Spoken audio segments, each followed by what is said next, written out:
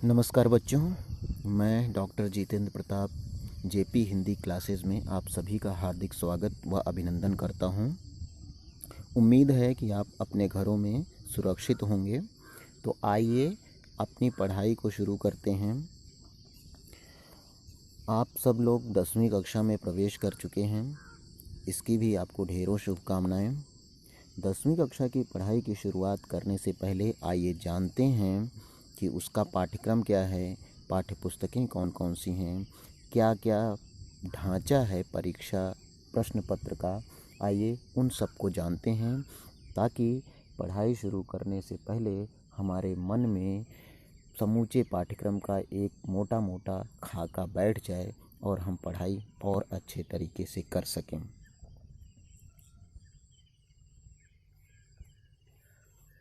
आप सबको यह पता है कि कक्षा 10 में अपने विद्यालय में हिंदी व पाठ्यक्रम है। तो आइए देखते हैं सत्र 2020 और 21 के लिए पाठ्यक्रम किस प्रकार का है, क्या क्या विषय वस्तु उसमें सम्मिलित की गई है।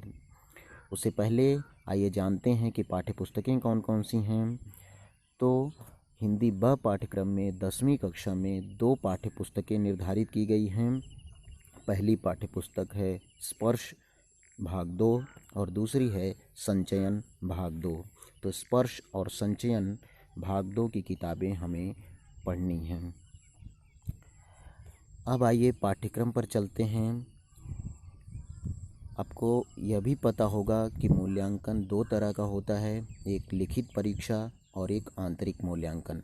लिखित परीक्षा के लिए निर्धारित अंक हैं 80 और आंतरिक मूल्यांकन के लिए निर्धारित अंक हैं 20।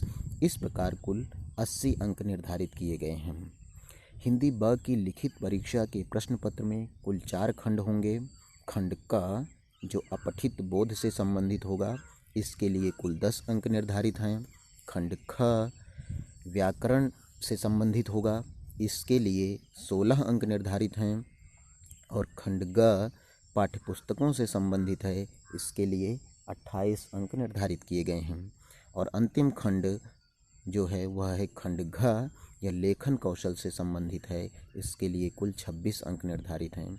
इस प्रकार खंड का 10 अंक, खंड ख 16 अंक, खंड ग 28 अंक और खंड घ 26 अंक, कुल मिलाकर 80 अंक बनते हैं हमारी लिखित परीक्षा के। आइए अब विस्तृत पाठ्यक्रम देखते हैं।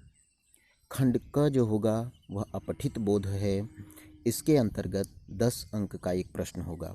एक गद्यांश दिया जाएगा, उस पर आधारित प्रश्नों के लिए कुल 10 अंक निर्धारित किए गए हैं। इसके बाद आता है खंड ख जो व्याकरण से संबंधित है।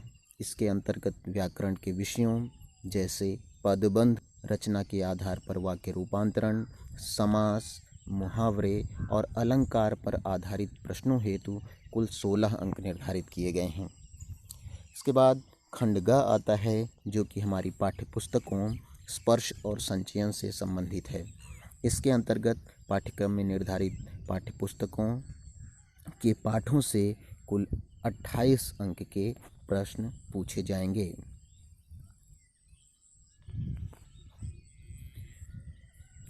खंड घ जो है अंतिम खंड है, यह लेखन कौशल से संबंधित है।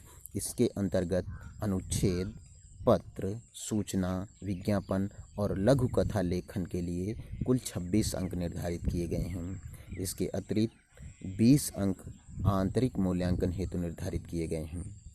यहाँ ध्यान देने योग्य बात यह है कि पाठ्यपुस्तक स्पर्श भाग 2 के कुछ ऐसे पाठ हैं जो केवल पढ़ने के लिए हैं, जैसे मधुर मधुर मेरे दीपक जल, तीसरी कसम के शिल्पकार शैलेंद्र और गिरगिट। इन तीनों पाठों से परीक्षा में सवाल नहीं पूछे जाएंगे, ये पाठ महज पढ़ने के लिए हैं। तो ये थी एक संक्षिप्त जानकारी हमारे पाठ्यक्रम की, हमारी पाठ्य पुस्तकों की, कितने अंक के प्रश्न आएंगे। अब इसके बाद हम कल से क्रमशः एक एक पाठ का अध्ययन शुरू करेंगे। उम्मीद है आपको पाठ्यक्रम की एक संक्षिप्त जानकारी समझ में आ चुकी होगी। धन्यवाद।